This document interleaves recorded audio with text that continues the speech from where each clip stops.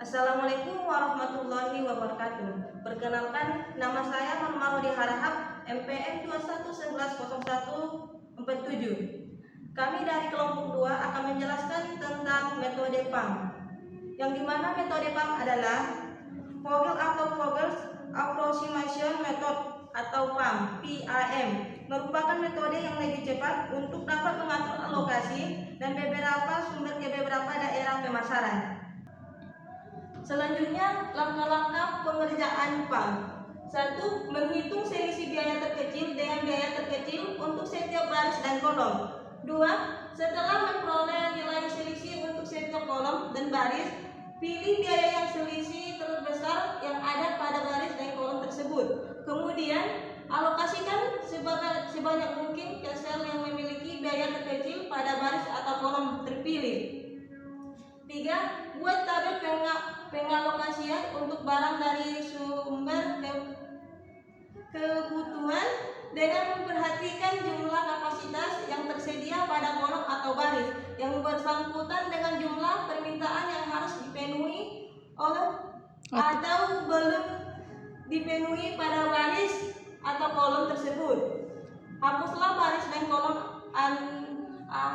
apabila persediaan sudah dialokasikan atau permintaan yang sudah terpenuhi. 4.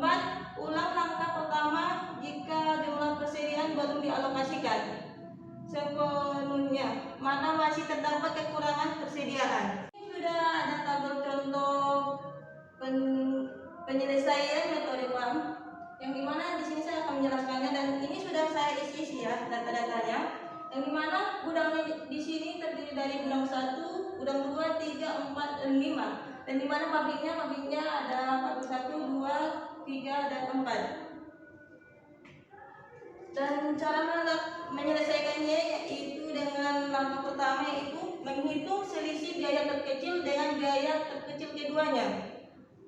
Yang dimana di baris pertama, yang dimana baris gudang pertama yang biaya terkecilnya yaitu 4 dan 18, yang dimana hasil selisihnya sudah saya isi di sini 14. Dan baris gudang kedua biaya terkecilnya yaitu 1, 22, yang dimana hasil selisihnya di sini 21. Dan baris gudang ketiga biaya terkecilnya yaitu 15 dan 25, dan hasil selisihnya yaitu 10.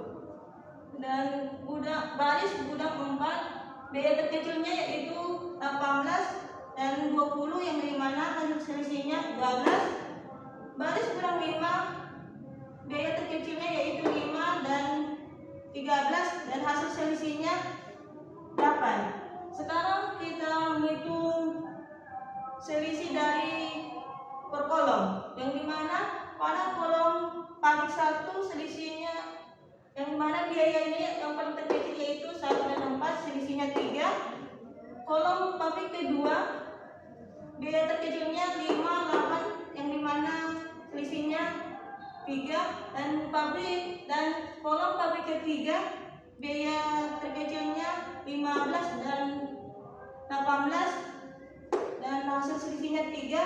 Dan kolom pabrik keempat biaya terkecilnya yaitu 20 dan 21, yang dimana hasil selisihnya 1. Oke, selanjutnya langkah kedua yaitu setelah memperoleh nilai selisih untuk setiap kolom dan baris, pilih biaya selisih terbesar.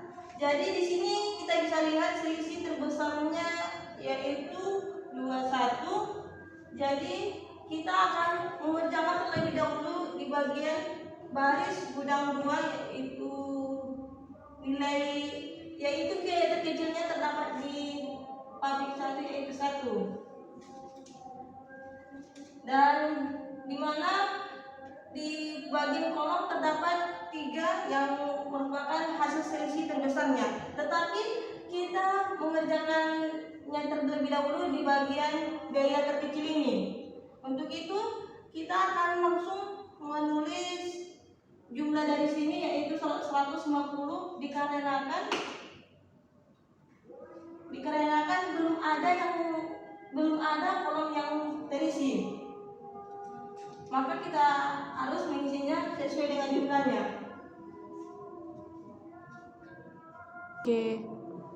Oke, selanjutnya kita lihat di sini selisihnya tetap 14, 21, 10, 12, 8. Tetapi di bagian kolom ini tadi 3, sekarang sudah saya ganti 9 dikarenakan ini biaya terkecilnya yaitu 4 dan 13, yang dimana selisihnya 9. Ini tetap sama yaitu 3, dan ini juga 3, yang ini masih 1.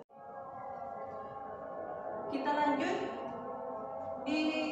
Kita lihat di sini selisihnya ini masih sama yaitu 14, 21, 10, 12, 8, dan di bagian kolom selisihnya yang di sini tadi saya sudah ganti 9. Ini dikarenakan biaya terkecilnya 4 dan 13, yang dimana hasil selisihnya yaitu 9. Di pabrik 2 masih sama 3, begitu juga dengan 3, pabrik 3 masih 3, dan pabrik 4 masih 1. Oke, selanjutnya langkahnya itu setelah memperoleh nilai selisih untuk setiap kolom dan baris, pilih biaya selisih terbesar yang ada pada baris dan kolom tersebut. Di sini selisih yang terbesarnya yaitu 14. Jadi kita akan mengerjakan di bagian baris gudang pertama, yang dimana di sini di bagian kolomnya ini yang selisih yang paling terbesar yaitu 9. Jadi kita akan mengisi di bagian biaya terkecilnya yaitu yang 4 ini.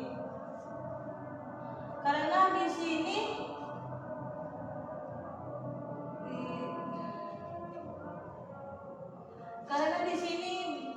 kapasitasnya yaitu 250 dan belum ada kolom yang diisi, maka kita langsung tulis di sini 250. Dan di bagian kolom ini kapasitasnya yaitu 450, tetapi kolom yang diisi itu masih 2, yaitu 250 sama 150, yang dimana belum terpenuhi kapasitasnya.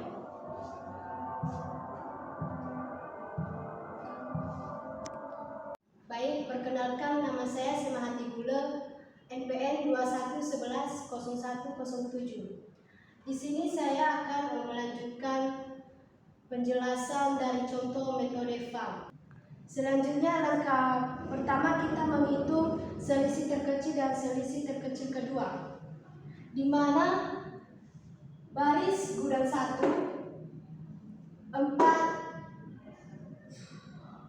dan 18 dengan nilai selisih 14. Baris gudang 2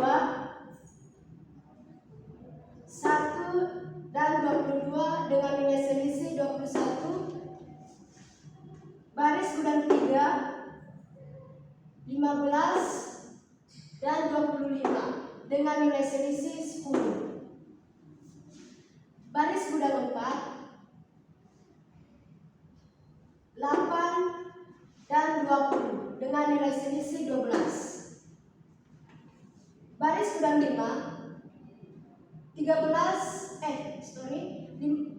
dan 13 dengan nilai selisih 3. Selanjutnya di bagian kolom, di mana kita juga harus menghitung selisih setiap kolom. Kolom pabrik 1 13 dan 22 dengan nilai selisih 9. Kolom pabrik 2 5 dan 8 dengan nilai selisih 3. Kolom pabrik 3 15 dan 16 dengan nilai selisih 1. Kolom pabrik 4 20 dan 21 dengan nilai selisih 1. Selanjutnya langkah kedua yaitu setelah memperoleh nilai selisih terbesar pada kolom dan baris tersebut, kemudian alokasikan sebanyak mungkin ke sel yang memiliki biaya terkecil pada baris atau kolom kecil. Sekarang kita lihat nilai selisih paling besar.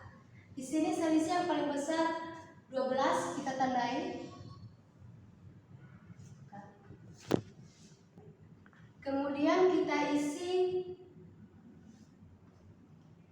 di bagian biaya terkecil pada baris gudang 4, yaitu 8. Dengan nilai jumlah kapasitasnya 350, kita isi di sini 350.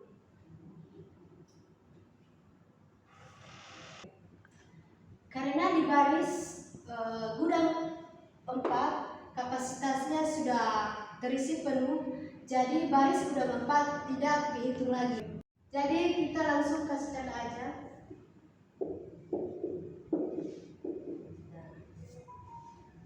Sedangkan pabrik 2 belum terisi penuh kapasitasnya, dengan sisa 150 kapasitasnya, jadi masih bisa diisi kapasitasnya terisi penuh.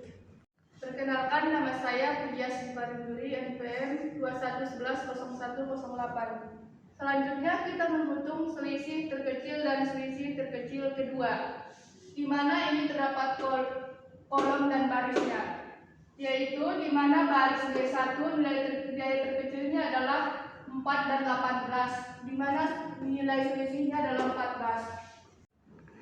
Di mana baris kedua nilai terkecilnya adalah 1 dan gudang 2 nilai terkecilnya adalah 22, dan di mana nilai selisihnya adalah 21. Dan baris di gudang ketiga nilainya adalah 15 dan baris keempat nilainya adalah 25, di mana nilai selisihnya yaitu 10. Dan baris keempat nilainya adalah 8 dan gudang 4 adalah 20, di mana nilai selisihnya yaitu 10. Dan baris gudang kelima nilainya adalah 5 dan pabrik keempat adalah nilainya 13, di mana nilai selisihnya yaitu 12. Dan gudang kelima yaitu nilainya 11 dan pabrik kelima yaitu 13 dan nilai selisihnya adalah 3. Selanjutnya di bagian kolom, di mana kita juga harus menghitung selisih di sini. Kolom pabrik 1 nilainya adalah 13 dan 25, di mana dengan nilai selisihnya adalah 9. Kolom pabrik kedua nilainya adalah 5 dan gudangnya adalah 8, di mana nilai selisihnya yaitu 14. Kolom pabrik ketiga nilainya adalah 15 dan 8, di mana nilai selisihnya adalah 3. Kolom pabrik keempat nilainya adalah 20 dan nilainya adalah 21, dan di mana nilai selisihnya adalah 1.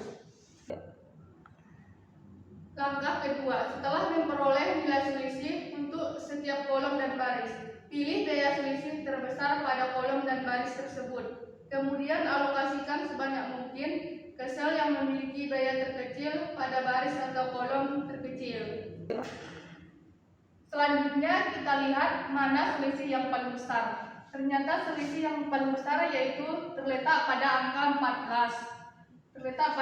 14. Kemudian kita isi di bagian biaya terkecil pada kolom pabrik kedua, yaitu di angka 5. Di mana di sini kita isi sesuai kapasitasnya. Di sini jumlah kapasitasnya terdiri dari 500, tetapi sebelumnya sudah 350, jadi kita isi jadi 150. Karena di kolom pabrik kedua kapasitasnya sudah terpenuhi, maka di kolom pabrik kedua dapat kita arsipkan di bagian pabrik kedua.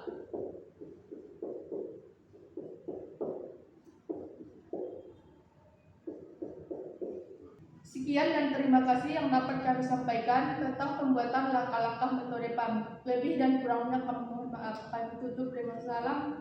Wassalamualaikum warahmatullahi wabarakatuh.